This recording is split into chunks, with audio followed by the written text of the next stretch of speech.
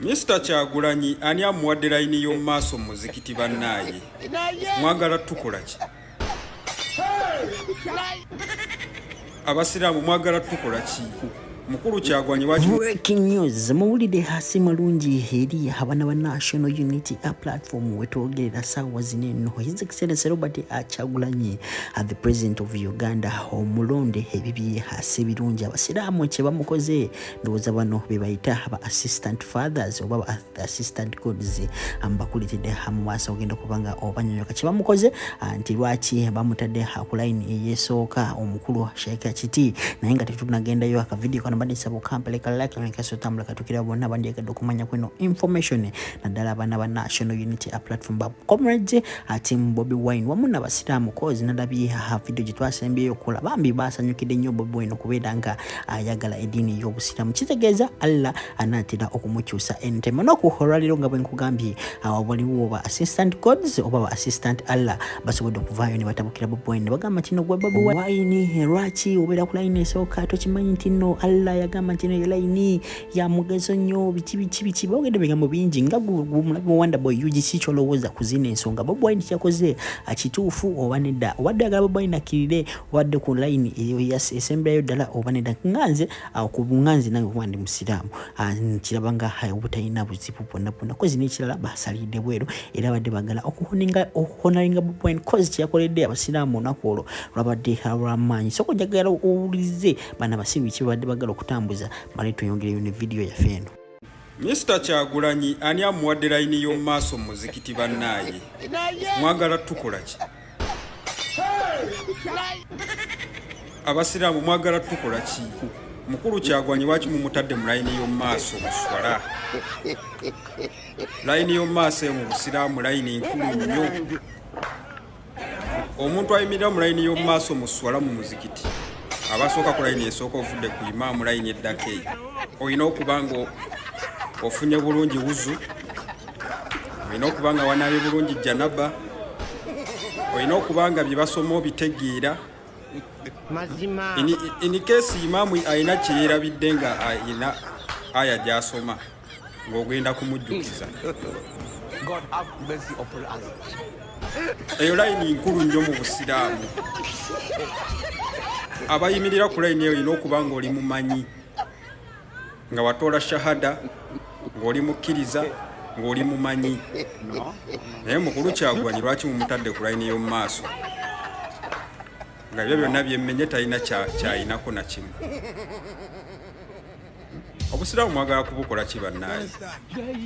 Wakiri mwali mutadde mu layini y'omu makkati layini ey'okusatu tekyandibadde na buzibu kuba tumwaniza sigamba nti tumugoba mu muzikiti nedda tetulina muntu gwe tugoba mu muzikiti naye layini y'omu maaso eyo nkulu nnyo. Abasiraamu mukimanyi bulungi ne wamukulembeze wa ggwanga najja nga omuzikiti gujjudde atuula wasemba tebasobola kumubuusa bantu ajje ng'abuukabuuka abantu nti olw'okuba mukulembeze atule mu maaso no wajja leeti atula asalira wasemba era atula wasemba. Mu busiraamu tetutiitibya bantu busimanyi olina erinnya bakuyisawo buyisa mu busiraamu si bwe kiri. Kati kyenjagala okumanya mukulu Kyagulanyi lwaki mwamubuusiza abantu bonna ate nga si ye yasoosewo ku makya ne mumuteeka ku layini y'omu maaso nga ne imaamu byasoma tabimanyi, teyatoola shahada, teyafunye wuzu. Abasiraamu mwagala kukola ki obusiraamu bannaaye?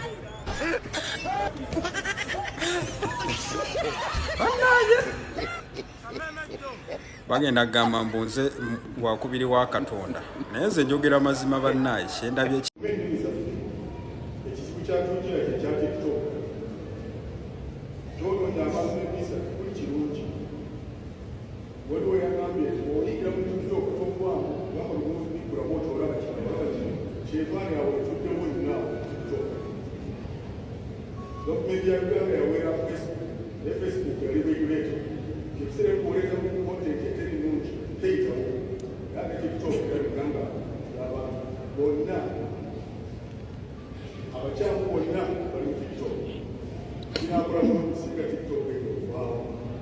bateeka mu kaso kyogedde okubanga naye baseeka ababeerako bawazifatulo zitali ntuufu bavuma kufulu tebabuulirira baleeta ebintu ebikale abasiraamu byawulayola abasiraamu those shapes on TikTok.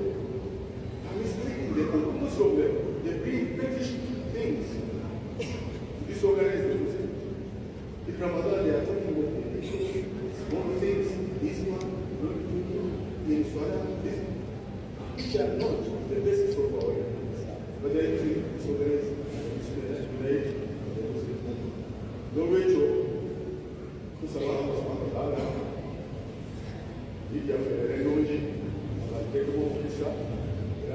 by'abasiraamu nga tubitadde ku mabbali olowooza liri pazzo abanyankole tebaamutabukidde nabagamba nti no aha region eyo eya Western Uganda basobola okulaga nti bakuwagala ate bukola ensobi nabo bagezimuko era bategeera kye bamukoze ku nsonga za liri pazzo ebigambo byayogera era wetwogera ssaawa zino eno poliisi emunoonya lw'ebigambo nti no yagamba nti ebbaala King Sahaji ayimbirako etunda mbizi kati omukulu nanyini bala yasobola okuvayo n'agamba kino lwaki ovuddeyo n'olimbira ekifo kyange nti akitunda embizi era wetwogera ssaawa zino eno fe omukulu aliri pazzo poliisi emuli bubi soka owulirize Hajji Abdul nga alina byakugamba tumale tweyongereyo n'eri pazzo ebibi nga bwe byononese. Assalamu alaikum wa rahmatullahi wa barakatuh. Amanya n'eddoboozi Hajji Abdul omusomi w'edduwa nkola ku nsonga ez'enjawulo emirimu nga gikutataganyeko ebyenfuna byo nga bidobonkanye ne oba oli bweru wa ggwanga emirimu gyakucankalanako jangu kusomere ku dduwa okuva edda nedda edduwa zaabaawo edduwa zisomibwa omuntu n'oterezebwa mu mbeera yonna ebadde ekusibyeko akanyaaga. Nina ekyoto kye nsobola okukumira wadde oli bweru wa ggwanga nga toli kumpi wano n'ofuna omukisa ogwo nawe n'osomerwako ku dduwa nga nkuteddeko n'akabaani Allah ajja kukusaasira ajja kukwanukula. Kuba ku namba yange y'essimu 075 44 71 56 ne ku WhatsApp kwendi mpereza obubaka sobole okuyamba. Assalamu alaikum wa rahmatullahi wa barakatuh. Ababadde bagamba mu musajja ate twayita Swahaba okugulawo ekifo kyambizi ekyo nakyo kya bulimba.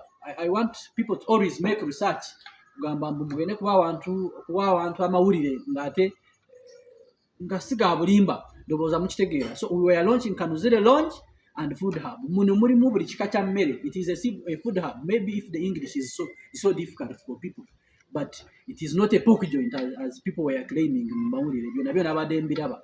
So naye ekisembera ddala njagala kusiima abantu bonna abajja ne batuwagira kuba ne kati abantu bakyatuwagira ate njagala kukakasa nga management on behalf of the management of Kanuzire Lounge and Food Hub nti Kanuzire kyasigala nga kyekifo ekisingayo okusanyukibwamu n'okuwa obuweereza obulungi mu Ibanda. Abayimbi tukyagalira ddala okukolegana nabo bajje basanyuse abantu baabwe mu kifo ate ekitegeerekeka nga bwe mumanyi. Ebitagenda bulungi ebyo bibeerawo buli wamu